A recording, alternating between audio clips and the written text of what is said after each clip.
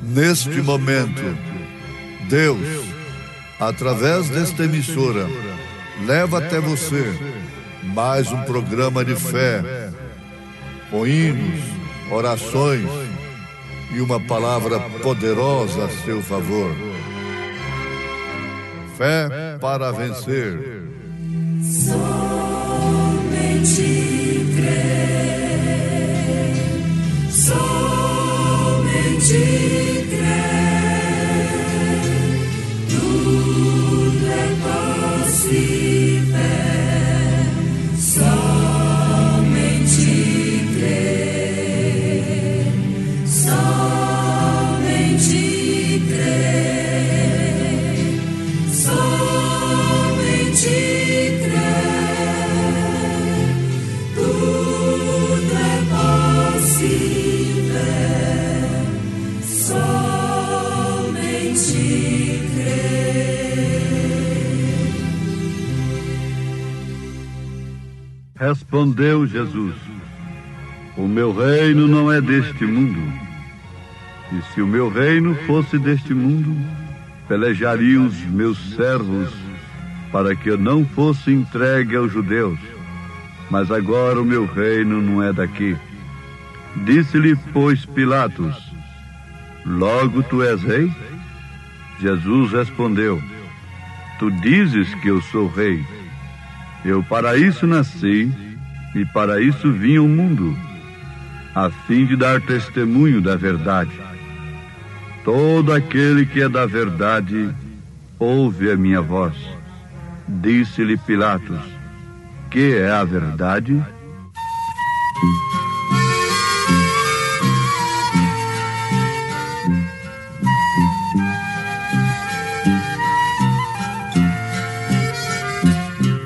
Uma voz ressoa de geral clamor: dai-nos luz, dai-nos luz.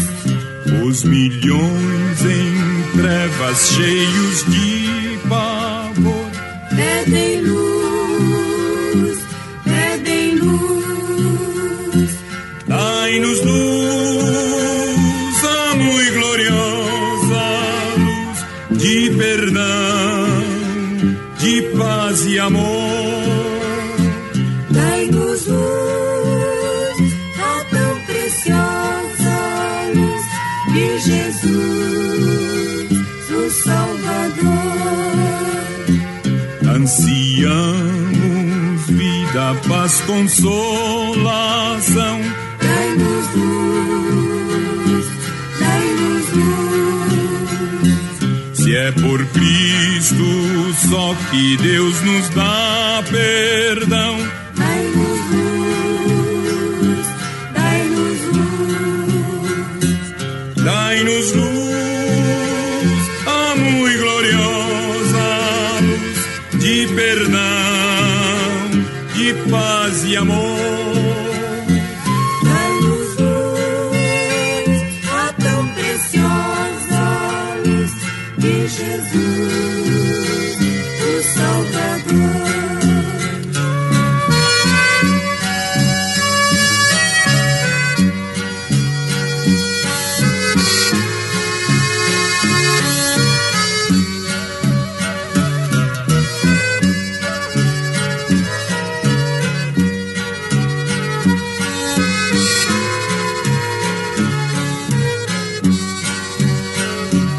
Eia, pois, ó crentes, todo mundo enchei Desta luz de Jesus, aos milhões perdidos sem tardar valem. com a luz de Jesus. Dai-nos luz, a muito gloriosa luz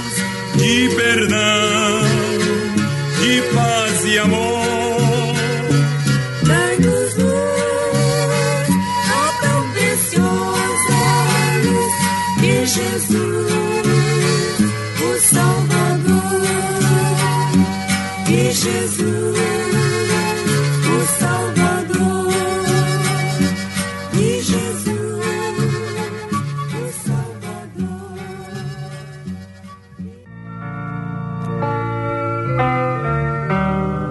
E conhecereis a verdade, e a verdade vos libertará, disse Jesus. E ainda, respondeu Jesus: o meu reino não é deste mundo. E se o meu reino fosse deste mundo, pelejariam os meus servos para que eu não fosse entregue aos judeus. Mas agora o meu reino não é daqui. Disse-lhe, pois, Pilatos: logo tu és rei?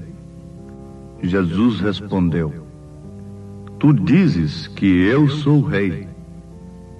Eu para isso nasci, e para isso vim ao mundo, a fim de dar testemunho da verdade. Todo aquele que é da verdade, ouve a minha voz. Disse-lhe Pilatos: que é a verdade? São João capítulo 18, versículo 36, 37 e 38, nós encontramos o que está sendo citado nesse instante.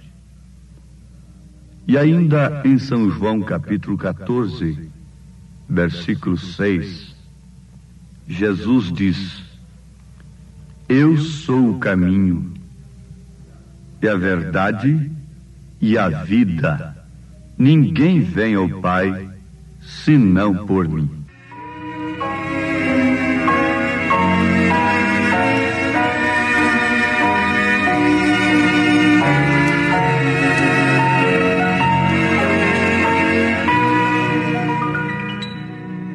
Ouvintes amados, irmãos em Cristo Jesus, está mais do que comprovado que a verdade é Jesus, a mentira é Satanás. Tudo que é mentira é condenável, é incompatível com Deus, como a luz é incompatível com as trevas. Não podemos, de maneira alguma, pensarmos nos céus, na glória eterna, isto é, estarmos nos céus, vivermos com Cristo na eternidade, sem que vivamos com Ele aqui enquanto estamos nesta dimensão terrena. E ninguém pode dizer que está com Ele, vivendo nele, sem que esteja na verdade. Você pode ser uma pessoa que nunca tenha proferido uma mentira. No negócio, tem cumprido seus tratos fielmente, nunca mentiu para a esposa, nem para o esposo, nem para os filhos, nem para os pais. Mas se você crer numa mentira, você pratica aquela mentira. Estamos falando já no sentido religioso. Queremos chamar a atenção de todos os nossos ouvintes que se praticamos uma religião que não é verdade, então somos mentirosos. Por quê? Estamos praticando uma mentira. Só há uma que é verdade. Só há um caminho. Só há uma vida. Só há uma verdade. Ninguém pode procurar verdade em outro lugar a não ser em Jesus Cristo, a não ser em Sua palavra. Por isso, Deus não é objeto de estudo. Deus, a palavra Deus quer dizer objeto de adoração. O seu carro, a sua casa, o seu filho e outras coisas terrenas podem ser deuses para você. O dinheiro, por exemplo, se torna um objeto de adoração. É uma coisa que ocupa o primeiro lugar, antes de todas as demais. É uma coisa que faz você colocar tudo em segundo plano. É que é o seu Deus. Agora notemos, amados, e concluamos juntos que a verdade é Jesus Cristo. Pilatos estava diante da verdade e perguntou: o que é a verdade? Será que aquele governador vivia só mentindo? Não sabia o que era verdade? Um homem naturalmente instruído, estudado para ser um governador, e fazer uma pergunta desta: que é a verdade? Sinal de que ele não conhecia a verdade, sinal de que ele estava mergulhado no paganismo, na mentira, no engano, embora sendo um governador. Mas ali estava a verdade encarnada, que o mundo não pôde suportar, não pôde encarar com revelação divina, senão aqueles a quem Deus quis mostrar como Cristo, o Filho de Deus vivo, como o profeta de Deus, como o Emanuel, Deus conosco, como o Cordeiro de Deus. A indicação que João Batista fez deveria ser suficiente para todos aqueles teólogos de então, que Jesus era de fato o Messias, o Cordeiro de Deus. Eles conheciam as Escrituras de cor, mas notem como o nascimento de João Batista foi extraordinário. Fez cair temor sobre todos, diz a Bíblia em São Lucas. Comece a ler do primeiro capítulo e veja como foi o nascimento de João Batista. Foi uma coisa extraordinária. Zacarias saiu mudo dali de dentro, quando ele oferecia o sacrifício, e todos se maravilharam. Depois eles viram, constataram a maravilha, depois do menino nascido, que ele deu o seu nome, escreveu o seu nome numa tábuazinha. Então a sua língua foi solta. Os sacerdotes, os seus colegas, viram tudo isto, conheciam o nascimento de João Batista, a maneira que ele veio ao mundo. Era um testemunho precursor para eles.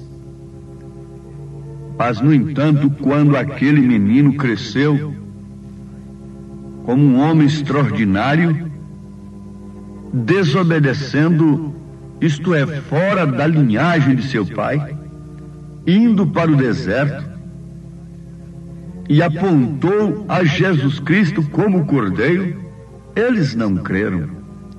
Naturalmente o tiveram como um louco, como um desviado da linhagem. Ele deveria ser também um sacerdote. Ele deveria ajudar, manter a tradição, e não ser um choque com a tradição, com a lei, com a religião do dia.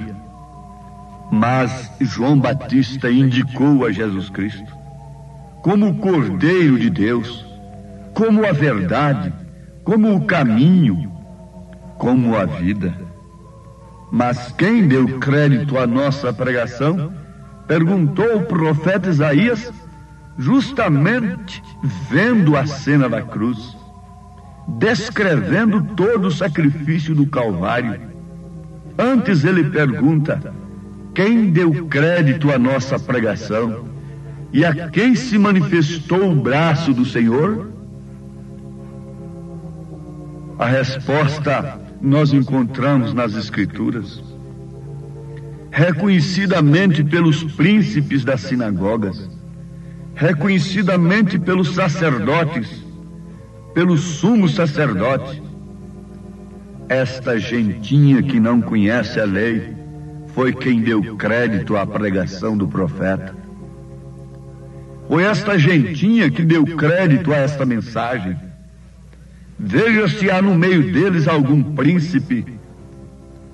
Eles respondem: é uma Maria. Se ele fosse de fato um profeta, ele saberia quem está banhando seus pés com lágrimas e ungindo a sua cabeça com óleo.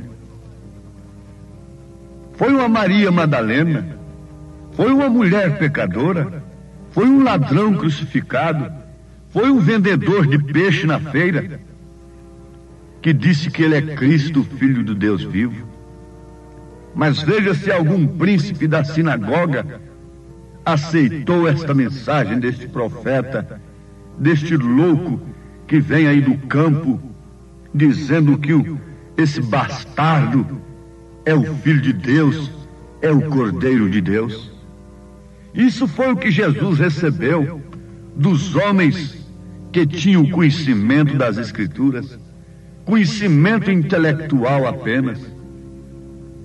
Mas uma coisa é certa, ouvintes, nós temos constatado através das Escrituras que quando Jesus foi crucificado, que rendeu o seu espírito, houve trevas, tudo escureceu, sinal de trevas. Parece que Deus houvera saído da terra e agora eles, como vitoriosos, se sentiam à vontade. Abafamos aquele burlador. Agora não temos mais quem vem virar as nossas mesas de comércio evangélico. Agora não temos mais quem vem preocupar com as nossas vidas, pregar contra as nossas mulheres, contra o nosso pecado religioso. Por quê? Tapamos a sua boca, usamos todas as forças religiosas e nacionais e o crucificamos. Ei-o na cruz, morto, derrotado. A verdade havia sido crucificada, mas eu tenho exclamado com a minha alma: preguem a verdade na cruz, crucifiquem-na, escarneçam dela, leve-a para o sepulcro, tudo fica escuro. Mas no terceiro dia, uma mulher gritou: ele vive, ele vive, ele vive. Isto quer dizer que a verdade não ficou sepultada. Logo eles tiveram a grande surpresa de saberem que o coxo que mendigava na porta formosa do templo estava andando. Logo eles constataram que a morte de Jesus não pôs fim ao seu ministério, porque ele foi derramado em sua igreja. Depois que as trevas caíram sobre a terra, eles colocaram-no em um sepulcro, na verdade. Ali ele ficou aquelas 3 noites e aqueles 3 dias, mas no terceiro dia ele saiu.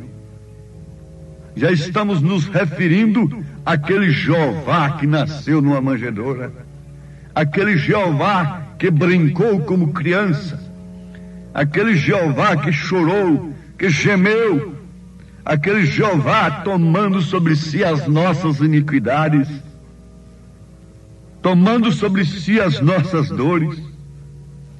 Estamos constatando cada dia, cada instante, que Jesus é o Jeová do Velho Testamento, é Deus encarnado. Jeová saiu da sepultura. Ele havia dito: derribar esse templo e em 3 dias o levantarei. Na primeira pessoa, quem estava falando ali era o Jeová que levantaria aquele templo, aquele corpo e o glorificaria, porque nele habita corporalmente toda a plenitude da divindade. E então Jeová subiu às alturas. Depois Jeová voltou para habitar sua igreja em forma de espírito. Jeová voltou para andar no meio de sua igreja e dar poder ao seu povo. Uma vez mais Jeová veio, e desta vez para ficar em seu povo, em sua igreja. E de novo Jeová curando os enfermos, levantando os mortos, manifestando-se a si mesmo pelo Espírito Santo. Jesus voltou, o Emanuel voltou. Ele é Deus conosco, Ele é Deus sobre nós, Ele é Deus conosco, Ele é Deus em nós. Deus sobre nós é Pai, Deus conosco é Filho, Deus em nós é Espírito Santo. Nunca uma primeira, terceira, segunda, terceira pessoa, mas é o mesmo Deus, obrando na sua igreja, através de sua igreja, pela sua igreja, a favor de seu corpo aqui na terra. Você deve se sentir nesse instante integrado neste corpo, no corpo de Jeová, no corpo de Jesus Cristo, no corpo do Deus vivo. Foi para isso que ele se fez homem. Jeová desceu aqui na terra e ele ergueu a prostituta para não pecar mais. Ele desceu aquele bêbado com moscas em sua face, enquanto jazia inconsciente na sarjeta, e o levantou. Ele levanta do pó o pobre, do monturo necessitado, para se assentar na mesa com os príncipes de Deus, com Jacó, com Elias, com Moisés. Estamos assentados em lugares celestiais, porque ele nos levantou a este lugar, para nos assentar com esses príncipes, com estes heróis da fé. Eu prefiro estar separado deste mundo, mas me sinto incluído na reunião dos santos, dos heróis da fé. Você deve se contentar com isto, dar graças a Deus, ser agradecida, ser agradecido por isso. É Deus em nós, é a esperança da glória, é o mistério que Paulo viu. Ele não viu algo mais do que isso. Sim, Jesus veio e derramou seu sangue, libertou o cativo. Ele veio e redimiu suas ovelhas perdidas, lhes deu vida eterna e elas nunca perecerão. Ele não perderá nenhum deles, mas ressuscitá-los-á no último dia.